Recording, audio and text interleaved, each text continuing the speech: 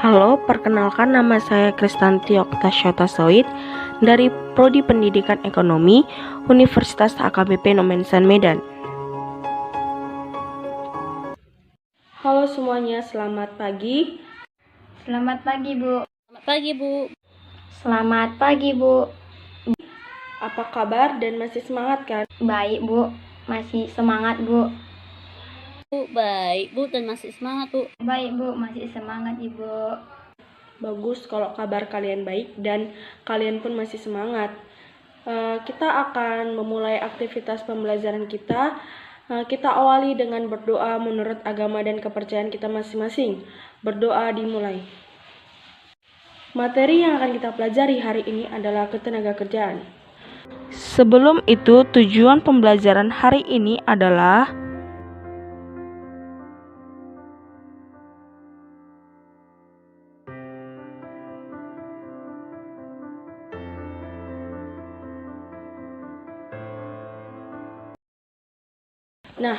sebelum kita masuk ke bagian intinya, Ibu mau nanya nih, apa sih tujuan masyarakat bekerja? Masyarakat bekerja itu, Bu, tujuannya untuk memenuhi kebutuhan hidupnya. Karena tanpa bekerja, mereka tidak bisa makan. Menurut saya, Bu, orang atau masyarakat bekerja itu untuk mendapatkan penghasilan agar bisa memenuhi kebutuhan hidup sehari-hari, Bu. Bagus sekali pendapat yang kalian berikan, di mana masyarakat atau orang bekerja untuk memperoleh penghasilan guna untuk memenuhi kebutuhan sehari-harinya. Kita akan masuk ke konsep-konsep ketenagakerjaan. Antara lain yaitu 1. Ketenagakerjaan. Berdasarkan Undang-Undang Nomor 13 Tahun 2003, dijelaskan bahwa ketenagakerjaan adalah segala sesuatu yang berkaitan dengan tenaga kerja pada waktu baik sebelum, sesudah, dan selama masa kerja. Kedua, tenaga kerja. Sebelum kita mengetahui pengertian dari tenaga kerja, saya akan menunjukkan gambar proses produksi di sebuah home industry, misalnya seperti industri makanan olahan. Dan coba amati gambar yang saya berikan.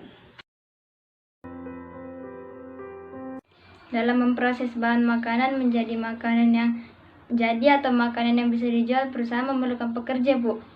Tepat sekali apa yang kamu ungkapkan.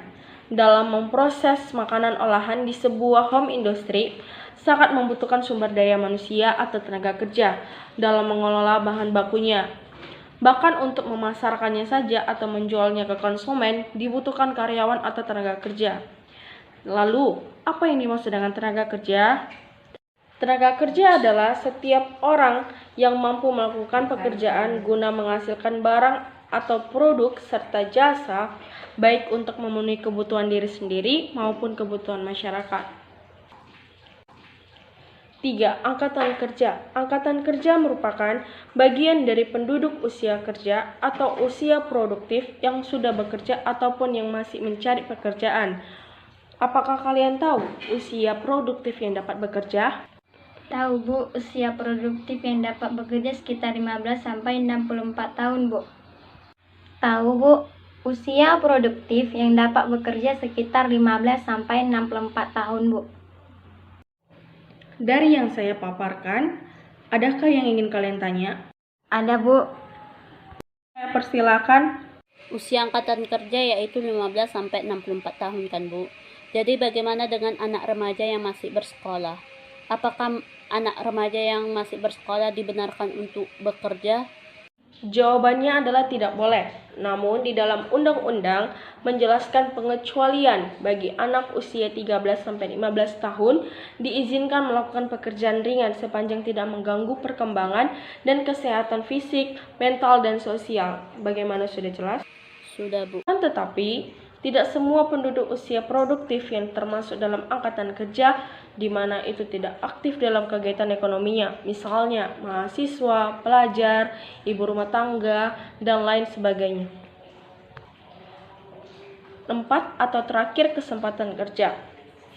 Kesempatan kerja merupakan suatu keadaan yang menggambarkan ketersediaan lapangan pekerjaan yang dapat diisi oleh angkatan kerja. Contohnya lowongan pekerjaan untuk PNS, TNI, Polri, dan lain sebagainya. Kesempatan kerja dapat dibedakan sebagai berikut, yaitu 1.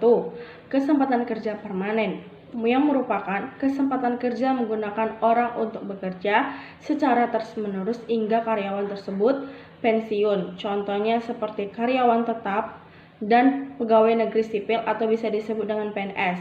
Yang kedua adalah kesempatan kerja temporer, yang merupakan kesempatan kerja yang hanya memungkinkan orang yang bekerja secara waktu relatif singkat, contohnya seperti karyawan kontrak, pekerja musiman, dan pekerja proyek. Selanjutnya adalah jenis-jenis tenaga kerja. Dapat dilihat melalui dua aspek utama, yaitu aspek kemampuan dan kualitasnya atau berdasarkan status pekerja. Perhatikan deskripsi berikut. 1. Seorang montir di bengkel harus memiliki keahlian di bidang otomotif. Kedua, seorang calon guru harus menempuh pendidikan keguruannya di perguruan tinggi. Dapat disimpulkan dari deskripsi ini bahwa seorang montir di bengkel dalam melaksanakan tugasnya diperlukan keterampilan sesuai dengan bidangnya, dan seorang guru untuk bisa mengajar harus memperoleh pendidikannya sebagai bekal untuk dunia kerja. Menurut dari kemampuan dan kualitas kerja, maka tenaga kerja dapat dikelompokkan menjadi 1. Tenaga kerja terdidik. Tenaga kerja terdidik adalah tenaga kerja yang dimana harus menyelesaikan pendidikannya terlebih dahulu sebelum memasuki dunia kerja. Contohnya seperti dokter, guru, dosen, profesor, akuntan, pengacara, dan lain sebagainya. Kedua, tenaga kerja terlatih. Tenaga kerja terlatih merupakan tenaga kerja yang membutuhkan pelatihan atau mengandalkan pengalaman kerjanya sebelum melakukan pekerjaan. Contohnya seperti masinis, montir, supir, juru masak ataupun chef dan lain sebagainya. Ketiga, tenaga kerja tidak terdidik ataupun tenaga kerja tidak terlatih merupakan tenaga kerja yang tidak membutuhkan pelatihan ataupun pelatihan secara khusus dalam melakukan pekerjaannya. Contohnya seperti kuli panggul, buruh tani, buruh pabrik, dan lainlah sebagainya. Berdasarkan status pekerjaannya, maka tenaga kerja dapat digolongkan menjadi 3 kelompok juga, yaitu 1. Pekerja lepas adalah orang yang bekerja secara sendiri dan tidak berkomitmen pada suatu perusahaan. Contohnya seperti fotografer, kursus online. 2. Pekerja kontrak merupakan seorang yang dipekerjakan oleh satu perusahaan dengan jangka waktu yang tertentu yang telah disepakati dalam perjanjian tertulis. Dan yang ketiga adalah pekerja tetap, merupakan seorang yang dipekerjakan oleh satu perusahaan untuk jangka waktu yang tidak tertentu. Selanjutnya adalah masalah ketenagakerjaan dan upaya meningkatkan kualitas tenaga kerja. A. Masalah ketenagakerjaan di Indonesia. 1. Banyaknya pengangguran yang disebabkan oleh tingginya jumlah penduduk dan yang tidak diikuti dengan lapangan kerja yang cukup. Yang kedua adalah jumlah angkatan kerja lebih tinggi daripada kesempatan kerja. Setiap tahun, sekolah tingkat SMA atau SMK perguruan tinggi mencetak ribuan lulusan, di mana itu akan menjadi angkatan kerja. Bila angkatan kerja tidak sebanding dengan kesempatan kerja yang ada, maka akan menimbulkan bertambahnya pengangguran di Indonesia. 3. Kualitas tenaga kerja yang rendah. Kemampuan ekonomi di Indonesia tergolong rendah, menyebabkan ketidakmampuan untuk meraih pendidikan yang tinggi dan dalam dunia kerja hanya mengandalkan kemampuan terbatas yang dimiliki dalam dirinya. 4. Persebaran tenaga kerja tidak merata. Banyak sektor ekonomi yang terpusat di kota-kota besar dibandingkan dengan daerah-daerah desa, bahkan daerah terpencil, yang menyebabkan tenaga kerja berbondong-bondong ke kota untuk mendapatkan pekerjaan yang tidak tahu apakah bisa diterima di perusahaan ataupun tidak, sehingga dapat terjadi penambahan penduduk atau perpadatan penduduk yang menimbulkan pemukiman kumuh di kota tersebut. B. Upaya meningkatkan kualitas tenaga kerja di Indonesia antara lain 1. Meningkatkan kualitas pendidikan. Pendidikan bertujuan untuk membekali atau menambah keahlian, keterampilan, dan pengetahuan. Tingkat pendidikan mempengaruhi tinggi rendahnya kualitas tenaga kerja. Upaya meningkatkan kualitas pendidikan dapat dilakukan melalui dua, yaitu pendidikan formal dan non-formal. Pendidikan formal dapat ditempuh melalui sekolah formal dari tingkat pendidikan dasar, tingkat pendidikan menengah, hingga tingkat pendidikan tinggi. Peningkatan kualitas melalui pendidikan formal antara lain yaitu menyelenggarakan wajib belajar 12 tahun, mengembangkan kurikulum sesuai perkembangan ilmu pengetahuan dan kebutuhan dunia kerja, menyediakan sarana dan prasarana pendidikan, serta memberikan beasiswa bagi pelajar yang berprestasi tetapi kurang mampu. B. Pendidikan nonformal. Pendidikan nonformal ini berfungsi sebagai pengganti, pelengkap, serta penambah pendidikan formal. Contoh dari pendidikan nonformal itu seperti lembaga bimbingan belajar atau les gitu, bimbel. Yang kedua adalah pusat kegiatan belajar masyarakat atau PKBM, serta kursus pelatihan kelompok belajar dan lain-lain sebagainya. 2. Meningkatkan kualitas kesehatan masyarakat. Tingkat kesehatan mempengaruhi produktivitas tenaga kerja. Oleh karena itu, peningkatan kualitas kesehatan diperlukan untuk meningkatkan tenaga kerja melalui penyediaan sarana kesehatan yang memadai, perbaikan sistem sanitasi, perbaikan gizi, dan pemberian jaminan sosial kesehatan. Ketiga, menyelenggarakan program pemagangan. Pemagangan merupakan latihan kerja langsung di tempat kerja untuk meningkatkan pengalaman dan profesionalis yang dibentuk melalui dunia kerja. Melalui bimbingan dan pengalaman yang dilakukan di tempat kerja, profesionalisme tenaga kerja dapat berkembang selama proses magang. Pemagangan dilakukan sesuai dengan keterampilan dan keahlian peserta magang dan kebutuhan dunia kerja. Keempat adalah penerapan bonus atau reward dan sanksi atau punishment secara konsisten.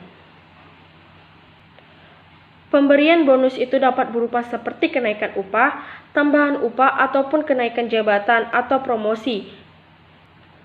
Dan sanksi dapat diterapkan dengan pemberian surat peringatan, pemotongan gaji, dan pemecatan. Jika penerapan reward dan punishment dilakukan secara konsisten, tenaga kerja akan termotivasi bekerja sebaik-baiknya. Dari yang Ibu jelaskan, ada yang mau bertanya? Sepertinya sudah jelas, Bu. Sebelum Ibu mengakhiri pertemuan kita hari ini, Ibu mau bertanya. Coba jelaskan hubungan antara kualitas pendidikan dan kualitas tenaga kerja. Saya mau menjawab, Bu. Untuk mengetahui kualitas tenaga kerja dapat dilihat melalui tingkat keterampilan serta tingkat pendidikan seseorang. Semakin tinggi pendidikan seseorang, maka semakin meningkat pula kualitas atau mutu tenaga kerja. Hal itu disebabkan karena melalui pendidikan seseorang dapat mendapatkan ilmu dan keterampilan mengenai suatu pekerjaan yang sesuai dengan bidang masing-masingnya. Tepat sekali dan terima kasih atas jawabannya. Cukup sekian pertemuan kita hari ini mengenai ketenaga kerjaan. Minggu depan kita akan membahas tentang sistem upah. Ibu harap kalian dapat mempelajarinya itu. Masa depan memang tak pasti, tapi kalau kita belajar dengan bekerja keras, kita akan sukses.